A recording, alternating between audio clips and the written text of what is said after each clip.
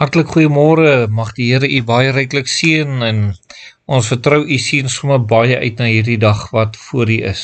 Nou liewe vriende, in hierdie foto's het hierdie luiperd sekerlik uitgesien na iets uit sy liphaal afgelek. Vir iets van haar wag dan ook. Wat dit sou wees, weet ek nou nie, ek kon nie so lank bly nie, maar dat hy sekerlik uitgesien het daarna gefokus was, is baie duidelik. Wat is die swaarste gewig of wat 'n luiperd al in 'n boom opgetrek het? Ons almal weet dat 'n luiperd baie sterk is en dat hy 'n karkas wat baie swaarder as hy is, sekerlik kan teen 'n boom optrek, sy beenspiere en is sekerlik baie sterk dan ook, saam met die nekspiere, wat ontsaglik sterk is om hierdie gewig op te dra dan ook. Wat kan hy doen? Nou daar word vertel, liewe vriende, dat die swaarste wat opgetekend is, was 'n jong kameelperd van ongeveer 100 kg, wat al in 'n boom opgetrek is. Nou dit moet ongelooflike sterk dier wees, om dit so te doen dan ook. Maar nou ja, as jy uitsien na kos, sal jy sekerlik baie doen om dit te bewaar, dat die ander roofdiere dit nie kom steel nie. Kind van die Here, waarna sien jy uit, en waarna kan jy uitsien, en weet jy dat jou duiwel hierdie blydskap van dit waarna jy kan uitsien van u wil kom steel.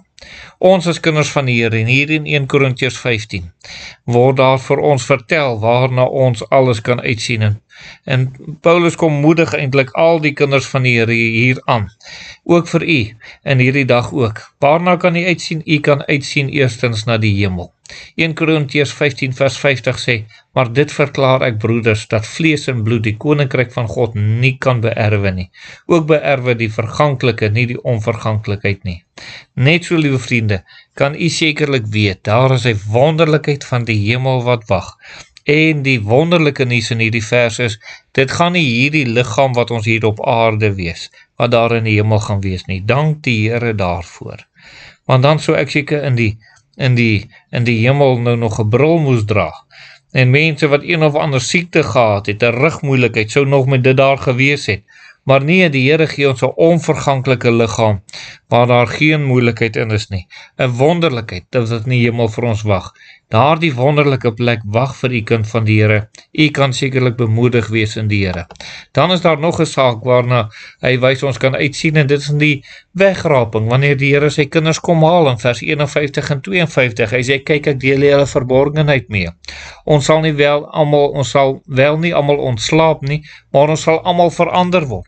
Almal van ons gaan nie doodgaan nie, maar almal van ons sal verander word. In 'n oomblik, in 'n oogwink, by die laaste bassein, want die bassein sal weer klink en die dode sal onverganklik opgewerk word en ons sal verander word. Die wonderlikheid dat die Here sy kinders gaan kom haal. U kan uitsien daarna. Nou of u nou nog op aarde gaan wees, of u sou gesterwe het, ons sal saam die Here tegemoet gaan in die lig, sê Tessalonisense. En die wonderlikheid dat ons weet dit wag vir ons. Dan, liewe vriende, waarna ons ook kan uitsien is, daar sal geen dood meer wees nie. Hy sê, wanneer hierdie verganklike met die onverganklike bekleë is, en hierdie sterflike met die onsterflike bekleë is, dan sal vervul word die woord wat geskryf is, die dood is verslind in die oorwinning. Dood, waar is jou angel? Doderyk, waar is jou oorwinning? Is dit nie wonderlik, kind van die Here, dat ons weet daar is 'n plek waarheen ons gaan, waar daar geen dood, geen hartseer, geen smart meer sal wees nie, en dat ons in die wonderlike teenwoordigheid van die Here ook so sal wees. Dan, liewe vriende, let op die oorwinning wanneer hy sê, die angel van die dood is die sonde, en die krag van die sonde is die wet, maar God sy dank, wat ons die oorwinning gee deur ons Here Jesus Christus. Is dit nie kosbaar dat u dit in hierdie oomblikke kan weet, dat u oorwinning het in die Here Jesus Christus.